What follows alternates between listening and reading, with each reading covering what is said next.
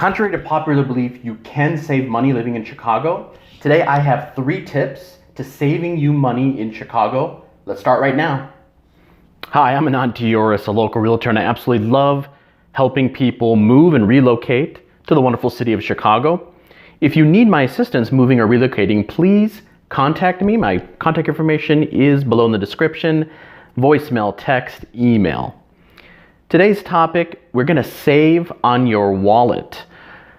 It'd be interesting to know that Chicago actually isn't even in the top 10 of most expensive cities in the US. However, it still can be expensive. And the first tip I'm going to provide you is housing. Housing in Chicago can be pricey depending on what neighborhood you end up living in. And when you decide to make the move, I'm going to really be talking about within this first tip of housing is when you take possession if you are planning on purchasing a home. And one of the first things I recommend all new homeowners do is apply for the homeowner's exemption. Now, the homeowner's exemption in the city of Chicago, specifically in Cook County, which is the county of where the city of Chicago is located, all homeowners that treat their home as a primary residence do qualify for this homeowner's exemption. And what you want to do is you qualify for it when you're living in the property as of January of the year. So for example, if you moved in October for a month, you basically is the following January is when you occupy the property, you'll be able to apply in the following January. And oh, by the way, that particular homeowner exemption would be applied to the second tax installments. How Cook County tax installments work, it's biannually. First one is due in March, second one is due in August, and they're billed in arrears. For more information on the homeowner's exemption, it's really important. I'm going to be linking right in the lower thirds here and also in the description the Cook County assessors who handles the homeowner's exemption. Definitely go to that site. You can get the information. It's all done online, and actually there's an embed video. It's like only a minute long. Really clearly explains the process. It's super easy. Savings can be anywhere from $400 to $600. So absolutely right off the bat, make sure you do it. You'd be very surprised. People don't even apply for it. They just forget. And oh, by the way, once you apply for it, it's on your account and you have it until you sell the property. And of course, the new buyer will need to apply for it. So that's homeowner's exemption. Next, within housing, the 3 tips on saving money in Chicago. Taxes. This is a hot button issue, folks. So unfortunately, why a lot of Chicagoans are leaving our great cities because of the taxes. But what homeowners fail to do many times is to appeal their taxes, right? So how it works here, within Chicago, we are set up through regions and townships. And basically there is a triannual assessment. Every 3 years, each of those regions gets reassessed and what's known as a bulk appraisal, assessing homeowners' values. So for the region where I do a lot of focus of my business is in the West Chicago Township, and that actually isn't up until 2021. There are other regions that are being reassessed in 2020. However, that elephant in the room, COVID-19, there's more than likely the assessor is going to do some adjustments for this year, even though the actual assessment is until 2021. And so what happens is with these bulk appraisals, many a times your particular value of your home will be assessed higher than what it actually is. So it's in your best interest. It doesn't cost anything. Again, very similar to the homeowner's exemption, I have some links right in the description where you need to go. One is a COVID-19 related link and the other one is just a general online appeals process. And what I can do in my capacity as a realtor is provide you the necessary comps to support. You're going to need evidence of actual closed sales. As I mentioned, it's a bulk process using various sales throughout the region, and how Chicago works is it's not just city, it's not just neighborhood. Sometimes it's the building specific where you need to look at past sales to determine and help with assessed value. So I've seen people, in the appreciating areas on the north side and in like Wicker Park and West Town, your home values are what you want. It makes sense. Your home values increase. You're going to have to bear a percentage burden, a proportionate burden of the tax. But I've still seen people save thousands of dollars just because it's just never been done. And it's not the Chicago's not going to come and send you a notice and say, hey, oh, by the way, Mr. and Mrs. Homeowner, why didn't you appeal? You have to do it. You have to be proactive. This is kind of part about being a homeowner, is having that responsibility. So that's kind of that micro tip 2 within the overall tip of housing. Make sure you appeal your taxes. Tip and the 3 tips to saving money in Chicago transportation. Folks, ditch the car. You don't need it, okay?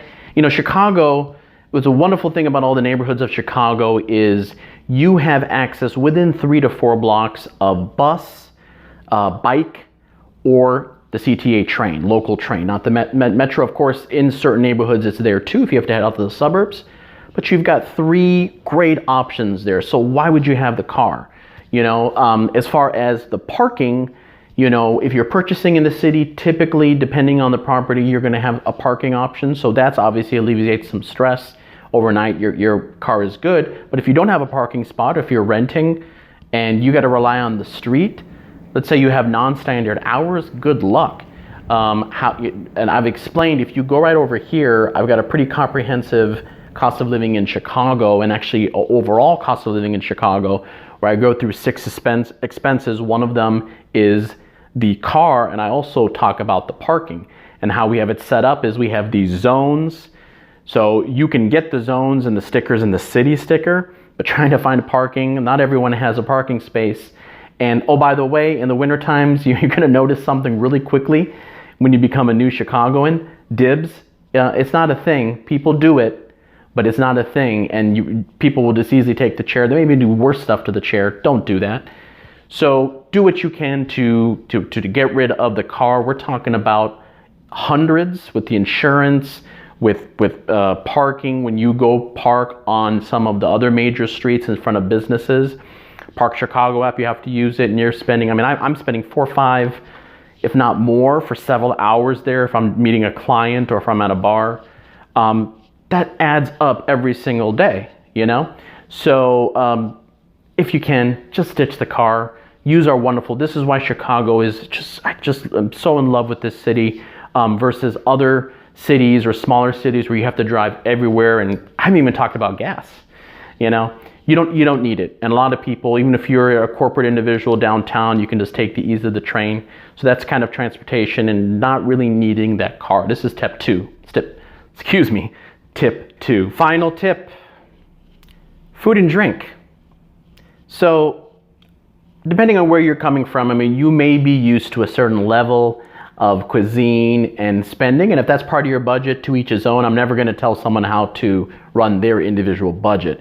But the great thing is, I mean, of course, you have neighborhoods such as in West Loop's Restaurant Row, and of course the downtown. Chicago is globally known for their food, but actually within the neighborhoods, there's just so many great deals. So that's one of the first things I would do is, you know, get to know the neighborhood deals with where you live or the adjacent, and there's some just fabulous deals where you can save so much money. What I recommend is, even though you're not living here, you're of course thinking of moving from another neighborhood to another neighborhood, or you're relocating to Chicago, join the local Facebook community groups. And you can use me as a resource. I know just about all the Facebook groups. I can send you the link. All you need to do is, typically the admins ask 2 or 3 questions.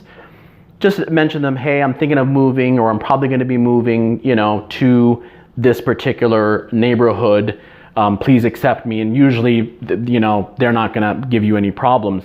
And then that's where the magic happens, because people are always sharing, hey, try this new place, 2 for $1, $5 this, you know, great Thai food, Chinese, all types of cuisines. You're just by being and engaged in that community, you get to introduce to so many people, and you can save money. As far as, you know, going out, so those days are a little bit behind me, but listen, nothing really good happens after 1 in the morning. There is a fantastic nightlife scene in Chicago, in around not only the neighborhoods, but downtown, with some bars staying open until 4 and even 5 in the morning. Of course, not right now with COVID-19. However, things are getting to a new normal and things are opening up, and people are going to have a little cabin fever wherever you live, and the first inkling is go out, you know? Well, a lot of these places, $10, $15, $20 just for cover. And then drinks, martinis, $10, $15, forget that.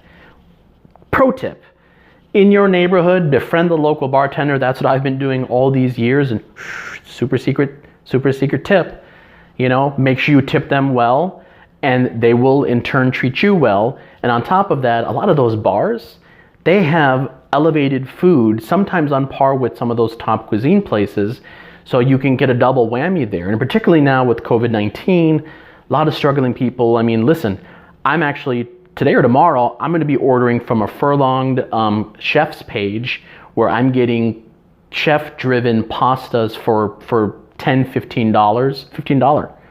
It's almost 2 meals. It's unbelievable. So that's gonna go away, but still, stay in the neighborhoods, you know, shop local, those ma and pas, you treat them right, they have specials during the week, get your drinks at the local bars, and save money, forget the nightlife scene, and you'll have a great time. And I've even mentioned trivia and some great stuff that you can do with your friends in the neighborhood. So that's this final tip on food and drink. Chicago may be the third biggest city and one of the most expensive cities in the US. However, you can save money. We just went through 3 tips to saving money in Chicago. I'm Anand Dioris, a local realtor, here to help you. I can't wait to hear any of your questions or concerns regarding attempting to save money in Chicago.